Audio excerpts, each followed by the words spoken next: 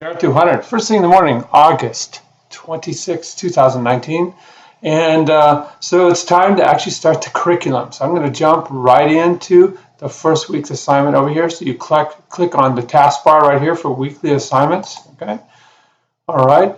And then you scroll down and you find this week's assignment. Okay. August 26. Okay. And I click right there. This video that I'm making right here is going to be inserted right there. Okay. So as you can see, your quiz and your discussion are waiting for you. This is just an opportunity for you to say hey to me and Julie and all the rest of the people that are involved in our course. What we're going to do is we're going to jump right into the reading, and we're going to do as indicated. We're going to read from forward through trend 5 and get a feeling of the challenges that are waiting for you guys, and it's going to be a big part of your social, economic, and political lives, medical lives, personal lives, everything. Okay, so this article was produced by many people. You can see right here the National Institutes of Aging, which is a branch of the Institutes of Health. This whole group is funded by your tax dollars. It's U.S. Department of Health and Human Services, and again, it's part of the State Department. Okay, so the first exposure for you guys is we want you to have, as indicated right here, a global perspective. Okay, of what's going on in our country, in the world, with respect to aging. Okay, so we're going to go from the forward. Okay, get myself right there, and then we'll look at the overview. We'll look at the intro, and then we're going to do trend 1, trend 2, trend 3, trend 4, and trend 5. Okay. It's kind of a cost-benefit analysis. Okay. And we're going to look at the cost. Okay. There's the old saying about an ounce of prevention, and that's what we're going to be doing. Is if we invest now, then we will limit the personal and social costs that are come, and that then relates to government costs as well. Okay, we're going to look at the overall distribution of aging.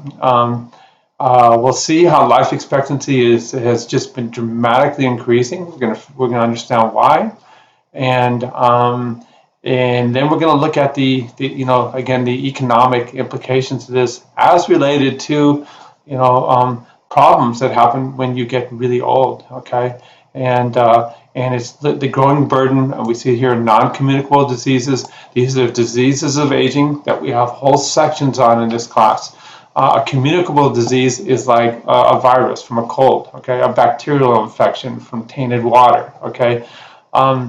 Those are communicable diseases. Non-communicable diseases are chronic diseases that accumulate over life, where you have a genetic risk, and there's a huge lifestyle component as well. So eat really horrible food, you don't exercise, you have a family history of diabetes, heart disease, and so these diseases, they last for years and years and years at an enormous cost to you individually, at an enormous cost to insurance companies, at an enormous cost to our entitlement programs like Medicare, things like that. And so, yeah, it's something that has to be kind of reined in, and that's what we're asking you guys to do. That's your future.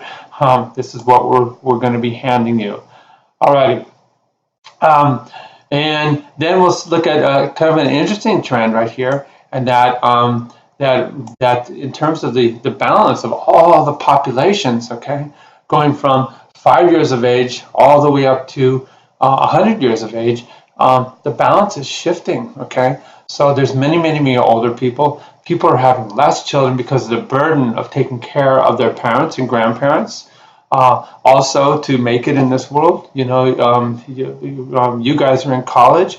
Realistically, all of you should, at this point in time, have, based on who we are biologically, you should have probably 3 or 4 children already.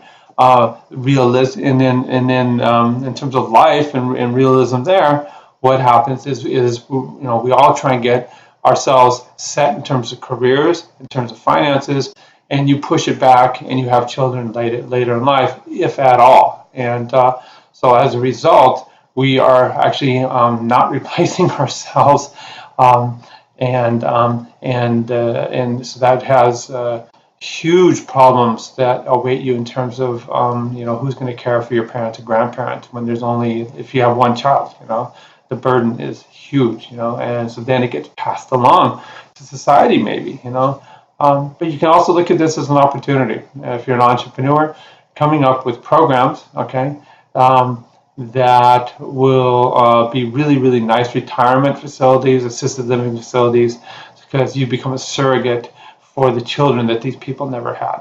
Okay, awesome. So that's where we're at with this.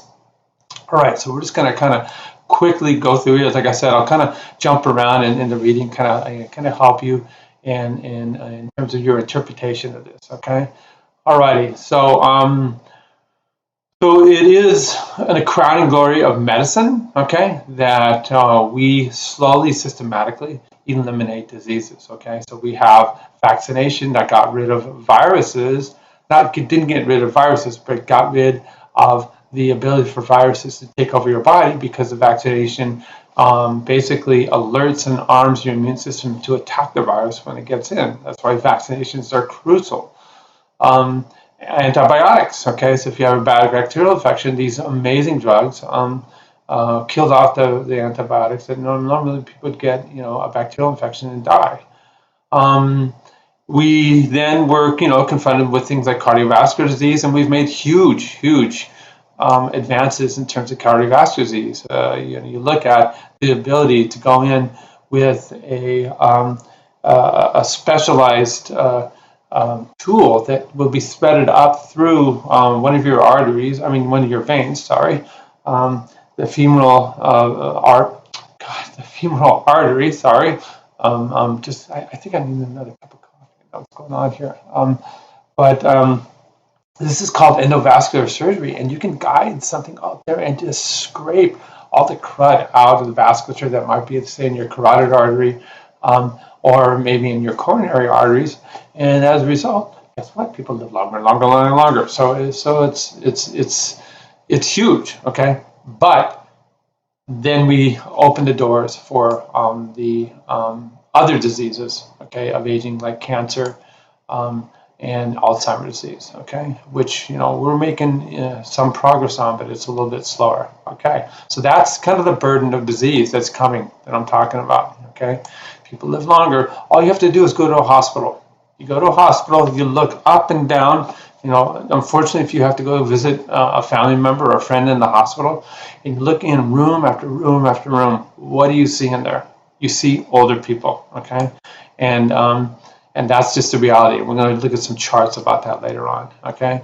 Older people that have these chronic diseases, okay, that can take them down, like cardiovascular disease, dementia, Alzheimer's disease, cancer, okay, arthritis and diabetes. I was amazingly healthy my whole life, surfed the world.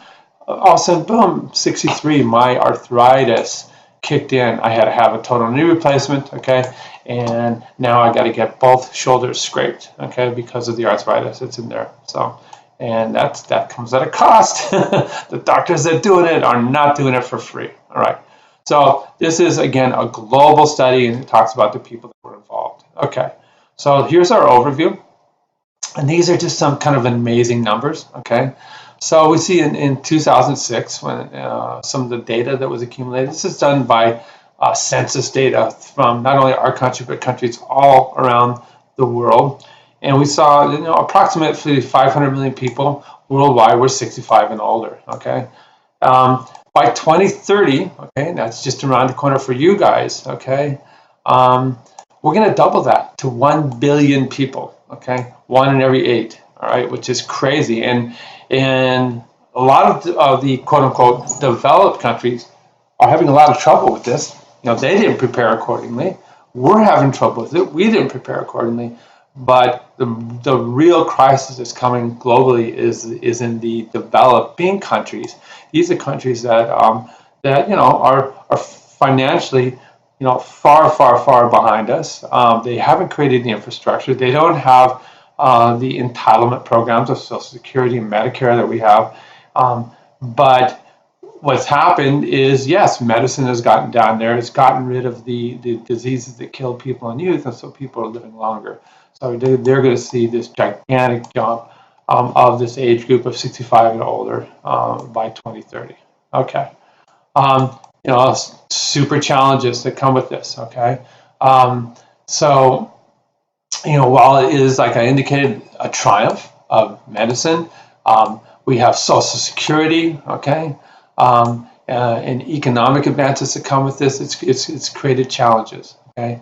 This is a hot ticket item. It creates this huge strain on our social insurance or social entitlement programs, having everybody live longer, okay. The pension systems, okay. We have our government's pension system, so to speak, okay, is Social Security, and funding that to support people, in its original design, yeah, people might live to 65, 75 years of age. It's all good. Now people are living to 100 years of age, and you have to fund them in their retirement years for 35 years instead of for 10 years, okay? And so that's a big deal. That's also true. A lot of us invest, and we're going to teach you all about investing for the fact that I am going to live longer, okay?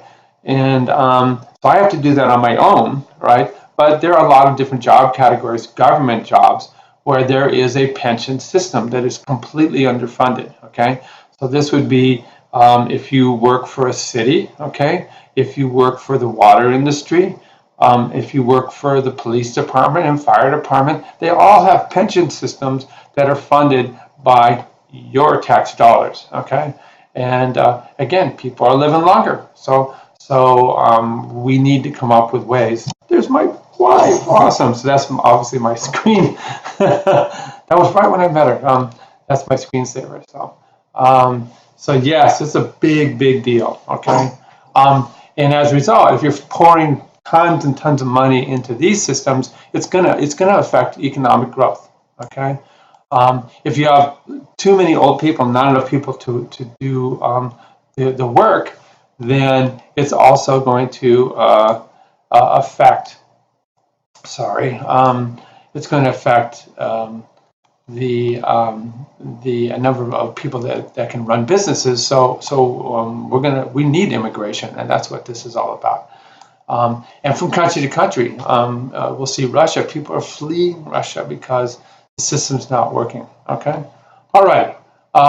So again, the data, is coming from census groups. Okay, both in the United States and European communities and countries worldwide. And we're going to see that this was a collaboration with the World Data Bank, and you guys are actually going to use the World Data Bank to generate an analysis that includes figures, and you're going to love it. You will discover this World Data Bank and say, I can use this in the workplace, I can use this for other classes. It's amazing, all right? Here's something that's coming down the pike, and I'll share the graphics on this, but for the first time in human history, older people are outnumbering younger people, and everything that means, every implication. So you are going to spend most of your caregiving life focusing on your parents and grandparents, and not so much your children. That's what that means. Okay. And there's a bunch of reasons why. Okay, life expectancy is increasing. Okay, the biggest life expectancy is going to be in change is in the developing countries.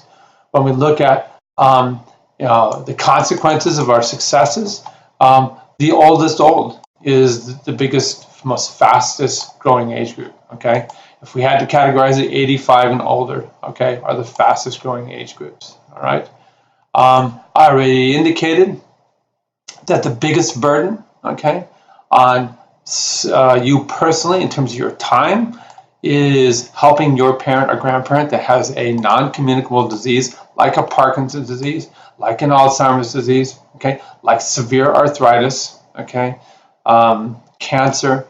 That's the biggest burden. So I was there where I would go to work. I had 2 young children. I had my parents that I would have to go check in on them, get them set up, I was just being pulled, by these responsibilities. And then it was the burden financially of this, okay, and caring for my parents, because the cost was enormous, okay, and that's a societal burden as well. All right, so that's the deal of these non-communicable. I mean, a communicable is something that's like a bacteria, communicates from person to person to person. Okay, that's why we call it that. It's infectious. Okay, these are non-infectious diseases. Okay. We're going to see dynamics of shrinking of populations, and like I said, this balance where there's going to be so many more old people than young people. All right. So, and this impacts you in terms of how your families are set up. Like I said, you may not be able to have children because your parents are such a burden. Okay, sadly. Okay, what's going to happen is they've already set it into motion in terms of Social Security, and we're going to get to the place where you're going to be expected to work longer, and that's really hard to stay competitive. I fully admit it. I do not have the stamina to work as hard as you guys do, and but it won't matter, okay? Because if government cannot support my well-being, then I got to get a job, and unemployment rises in older people because they oftentimes do not have the skill sets that a modern world asks them to have. Alrighty. This is the social security systems that we were talking about, okay? The expenditures are escalating for Medicare and Social Security, okay? For pension systems for all government workers. And so it's a big time of evaluation in how we can sustain these systems, being a compassionate society, we have to figure this out, but there's only one way to make it work, and that's to tax the young people, all right? Yeah, so this is a big economic challenge, that's coming up for sure. Okay, all right. So let's scroll down here now. We have to invest, all right? Because if you don't invest, there is a huge cost that comes with waiting too long. Okay, so let's invest in preventative things. Okay. We can do that in terms of our healthcare and our lifestyle. We can also do that financially, okay? And we'll kind of go through this right here. And it's just kind of a mandate that's going to happen with aging, okay? So as we look through this, okay, globally, okay, nations are beginning to get a kind of a grasp of what's going on. And as a result, there is opportunity. Okay, so we've had a number of graduates from our program that have been hired by many countries all around the world. And I had a good friend who lived in China for roughly about 6-7 years, and he had been working in the assisted living facility industry or business here in the United States. And so they recruited him to go back there to help them set up massive assisted living facilities because of the population that they have. Their one-child policy has really affected the ability for caregiving, because children aren't there. So society they have to have government programs. And so, yeah, he went over there and he got a sweet offer. He had a great job here, but he was making about $500,000 a year over there for about 6 years. And then he came back. So, yes, this is a huge thing that's going on, okay? All right. So we got to prepare for older age at the societal level. That's what we're talking about. I want to talk to you about, again, an ounce of prevention, okay? So the cost of waiting. You can look at this. As a society, we're encouraging the individuals, and I'm going to look you guys straight in the eyes, and we're going to go over this in detail, that it's time for you to start thinking about your future, okay? And it's a simple thing. My challenge to you is I want each and every one of you to go ahead and set up your own Fidelity account online or a Vanguard investing account where you're investing for your financial well-being, okay? Because it's shown right here, a 40-year-old worker who saves about 10 grand a year will accumulate 700,000 by age 70. But if you start younger, 30-year-old, you can save 5,500, and because of compounding interest, okay, meaning that, on average, the gains I get by investing in the stock market, and I don't invest in individual stocks. You'll see when you open your Fidelity account, you can just do what are called mutual funds. These are indexes, and you assign your own risk. There are thousands of companies that are in this index. NASDAQ is an index. The Dow Jones is an index. Those are big indexes. There's thousands of indexes as well. But you can put in far less annually and achieve the same goal by your 70. So imagine if you started investing in your late 20s, okay, this amount of money, okay? So it's time to do this. And we'll talk about the kind of individual retirement accounts you guys can do. For you guys your age, or you're just starting out, it's called a Roth IRA that you'll be investing in. Alrighty. Okay, so again, this study looked globally at looking at the cost of waiting, and it's a big deal, big deal. So like a huge issue, for example, in Europe, okay, is that right now there are 4 people of working age for every older citizen, somebody over age of 65. These are 4 people whose paycheck will be taxed and put into their each country's social security system, okay? But because of this shift in the demographics that I've been talking about, where there are more and more older people and fewer younger people, by 2050, only 2 workers are going to be funneling in that money into that system. That means it's going to be a greater cost per individual, right? So these are big policy things, and you can hear this reiterated over and over again as we're coming up to our next election cycle in 2020. So it's the big deal, and you have to kind of think about this, how it's going to happen. Yes, it's up to us as individuals, but in the reality, countries are going to have to help out. Here's a shocking statistic, okay? And I'm going to go over this when we go over the pensions and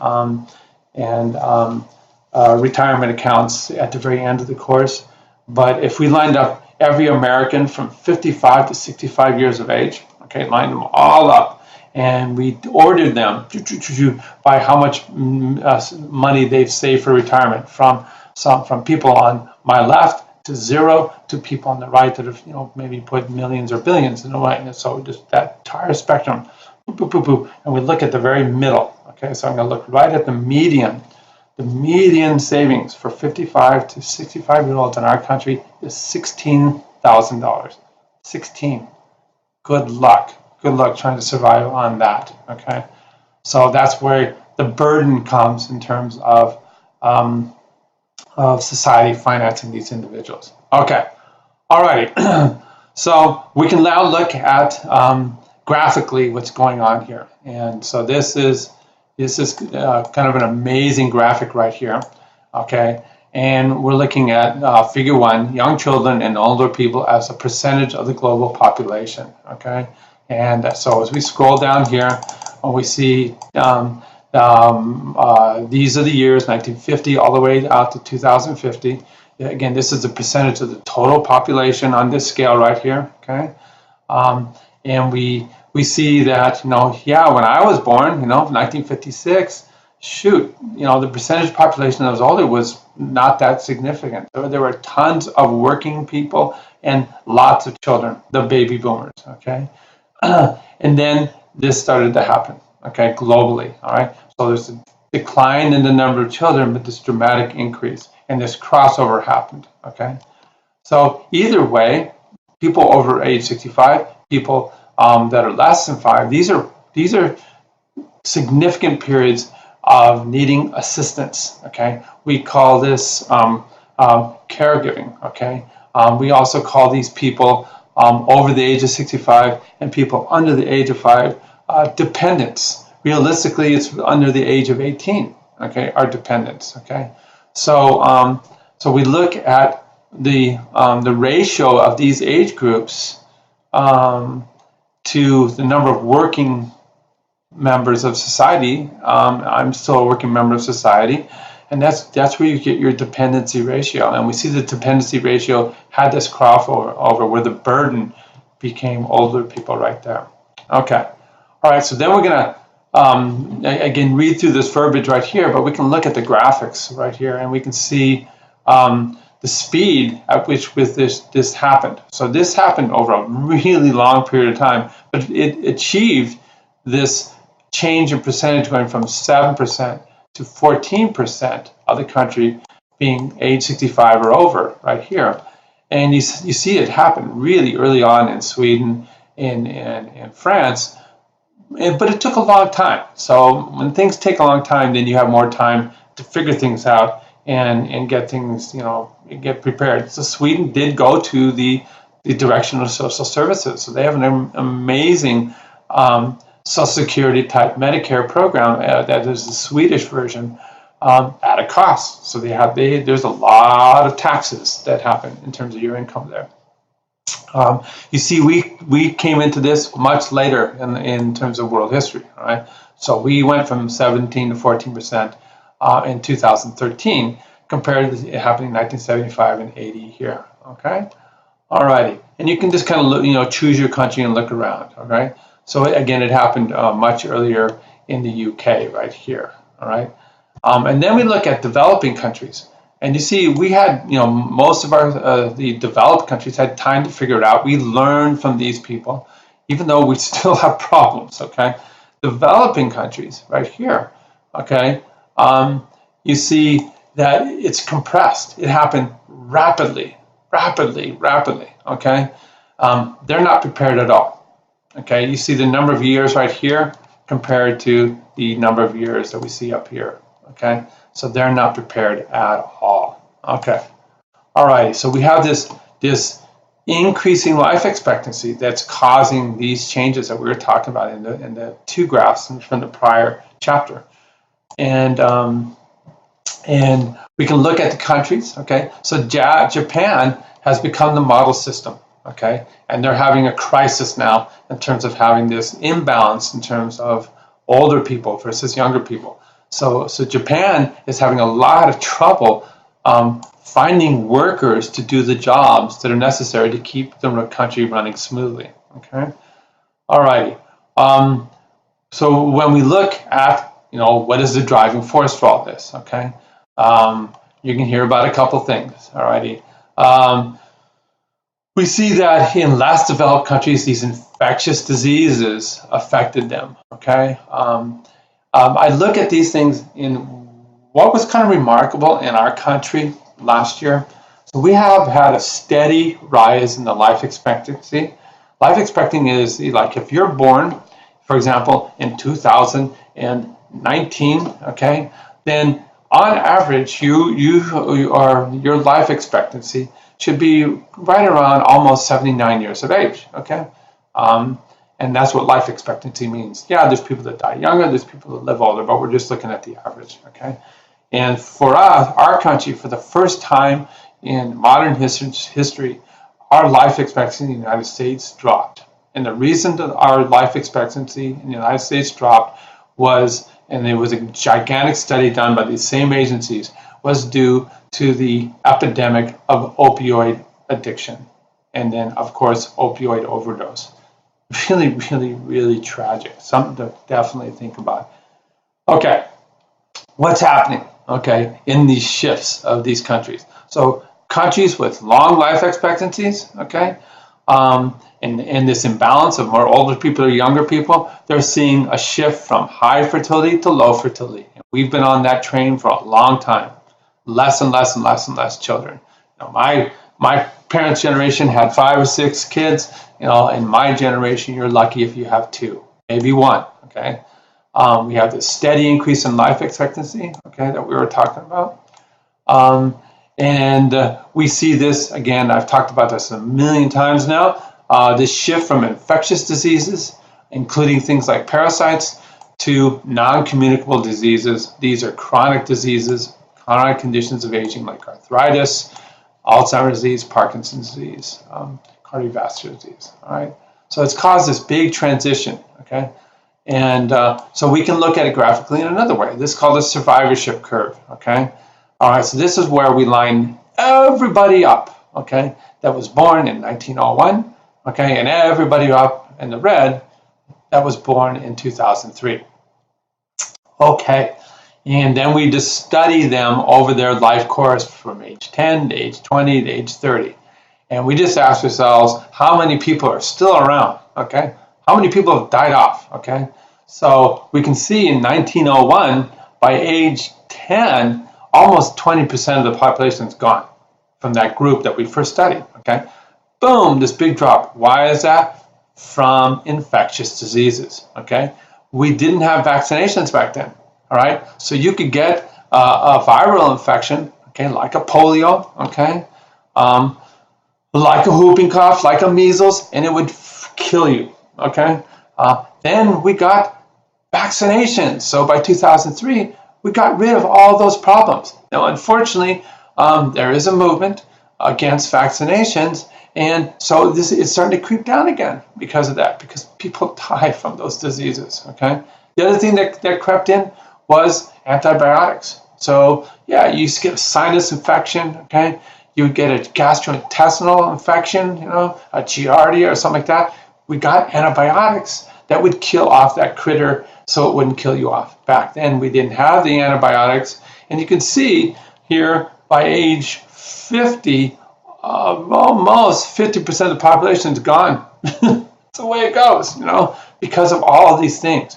But science got it so by age 50, you see right here, by age 50 in 2003, we're right around 95% still hanging in there, okay?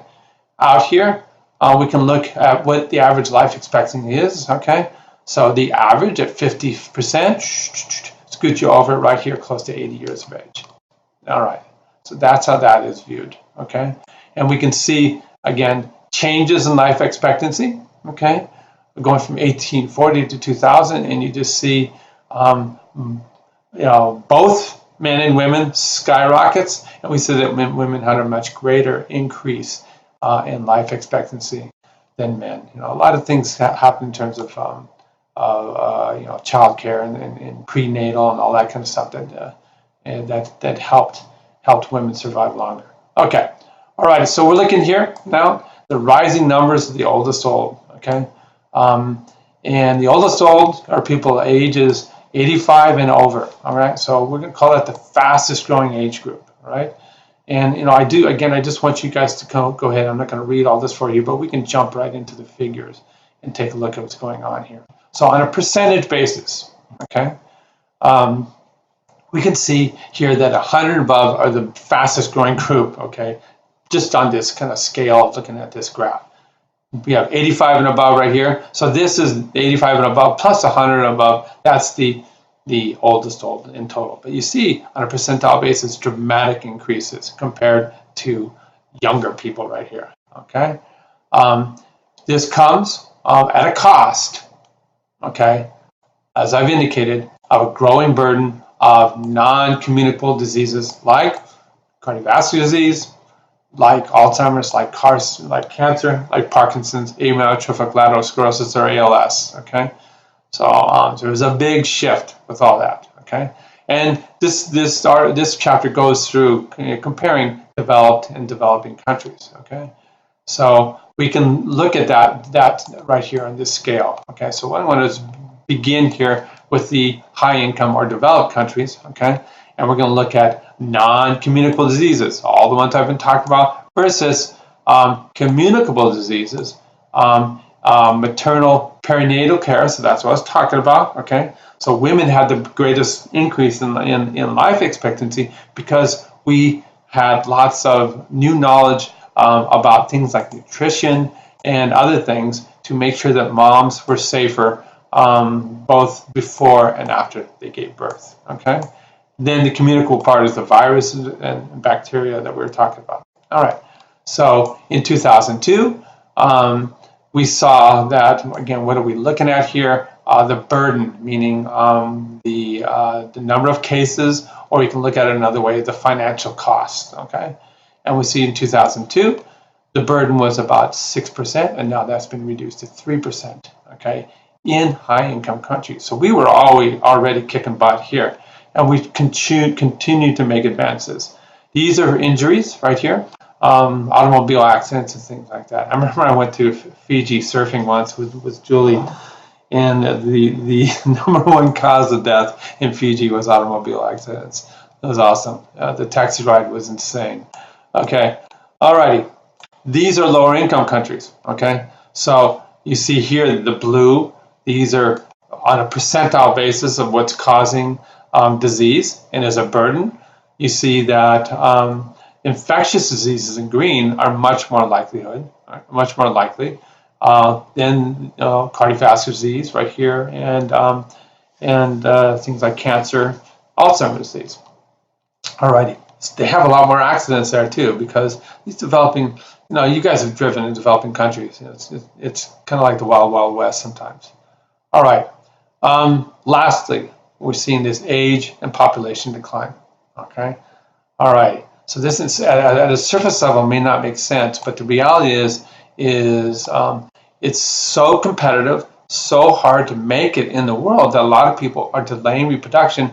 And we're going to go over this in the class later on. You get to the point and you're not fertile, okay, or you're just too busy. You can't do it. All right. So we're looking at a bunch of countries here, okay, looking at population decline that is projected from 2006 to 2030, and you see the big one is Russia. Big one, 18% decline in total population, okay. Japan is undergoing this decline, and so like I said, they're like the poster child for how are we going to keep our industries going if we don't have workers. South Africa, Germany, Italy, all these different countries right now are experiencing population decline. Okay, we're going to focus in on Russia right here and look at the actual individual age groups, and it's really mind-blowing. Okay, so this is an increase of 100,000 to 200,000 people. Okay, and this right here is decreases in the number of people. All right, so people as they age are going to be adding one person, or the 5-person age, and then you add 5 people, and that's how you get increases in these numbers. Okay. And we see projected in Russia from 2006 to 2030, the dramatic increase as people over the next, obviously now it's going to be the next 11 years, but over here was the next 24 years. They transition from younger age group to older age groups, but there's no replacement. Okay, it's because of lack of fertility. So we see right here, dramatic burden increase in number of older people. Think about what I was talking about. Finances, right? They're not competitive. They need Social Security. Think about diseases. They need a Medicare or something that's going to cover their Alzheimer's, their heart disease, things like that. So this is this huge increase in population, and then the decline in these age groups. And look at right here, the worker bees right here, the biggest decline. Okay, people are saying I'm out of here. Okay, and they're emigrating from Russia. Okay, so so that's the very first assignment. Okay, I'm going to stick this video right here. You see it's pretty dramatic. Okay, I'm going to go back to our weekly assignments right here, just to show you how we are setting you up to understand everything we're talking about. Okay, we're going to go over the same stuff in our country here. We're going to talk about these non-communicable diseases right here. Okay, why aging sets you up. Cancer, diabetes, heart disease, Alzheimer's. Then that burden we were talking about, we're going to start talking right here about caregiving. Who's going to take care of these older people when there's fewer and fewer younger people to do so? What that means economically and socially, okay?